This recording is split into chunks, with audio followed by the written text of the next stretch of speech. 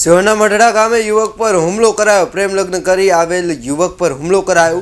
યુવક અને તેના પરિવાર પર હથિયાર વડે હુમલો થયો છે. ઈસમો પ્રેમ લગ્ન કરીને આવેલા યુવતીને લઈને નાસી છૂટ્યા છે.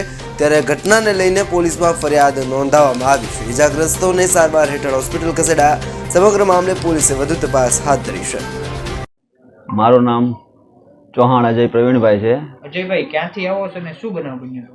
મારું ગામ મઢડા છે અને બનાવ બન્યો તો એવો કે મારા ઘરે મારા પપ્પા, મારા મમ્મી અને મારો ભાઈ એક રૂમમાં સૂતેલા અને હું બીજા રૂમમાં મારી વાઈફની જોડે હતો.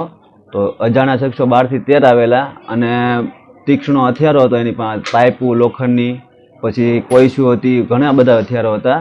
જેથી મારા પપ્પાને માર માર્યો. મારા પપ્પાના હાથ પગ ભાંગી નાખેલા છે અને મારા ભાઈ બહાર નીકળતા મારા ભાઈને પણ લગભગ નહીં તો 5 થી 6 જણા બીજા મારવા માંડ્યા. મારા ભાઈનો હાથ ભાંગી નાખેલો અને મારા દરવાજો તોડી નાખેલો. એ લોકોએ મારા વાઈફને મારેલા. મારા વાઈફને બહુ મારીને બહાર ઘસડીને લઈ ગયેલા અને મને અંદરને અંદર મૂંઢઘા મારેલો અને મારા પગના ફ્રેક્ચર કરી નાખેલું છે. મને બી મારેલો. પ્લસ કે એ લોકો બધાને હું ઓળખું છું. શું નામ છે એમનું? એમનું નામ છે, એકનું નામ નાજાભાઈ માધાભાઈ ગોહિલ, પછી છે એકનું નામ છે જગદીશભાઈ નાજાભાઈ ગોહિલ છે. ત્રીજાનું નામ છે મંજીભાઈ માધાભાઈ ગોહિલ, ને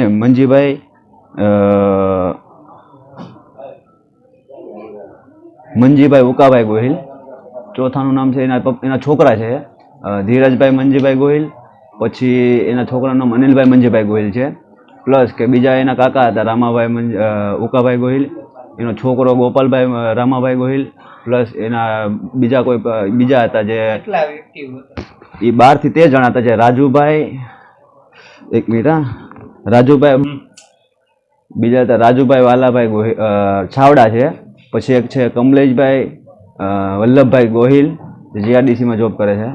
એ લોકો બધા, એની પાસે પોલીસના દંડા બી હતા જે એમને ખૂબ માર્યા છે. મારા પપ્પાના હાથ પગ ભાંગી નાખ્યા, મારા ભાઈનો હાથ ભાંગીને એનો મોબાઈલ જપ્ત કરીને, પ્લસ કે કંઈક મને માર્યું છે. બધું આવી રીતના બધા હથિયારો લઈને આવેલા. કારણ શું? કારણ એ છે કે મારા વાઈફ, મેં મેરેજ કરેલા, કોર્ટ મેરેજ કરેલા છે વડોદરા સિટીમાં. અને કોર્ટ મેરેજ કરીને અમે સિહોર પોલીસ સ્ટેશને રજૂ થઈ ગયેલા કે ભાઈ અમે કોર્ટ મેરેજ કરી નાખેલા છે. અને એ લોકોએ જાણ થતા કે ભાઈ આ લોકો આવી ગયેલા છે. અમે મેરેજ કર્યા છે 19/12/2024 રોજ કરેલા છે. આ બાબતે તમે પોલીસ જાણ કરી છે? પોલીસને ફરિયાદ કરી છે? શું કહેવામાં આવે?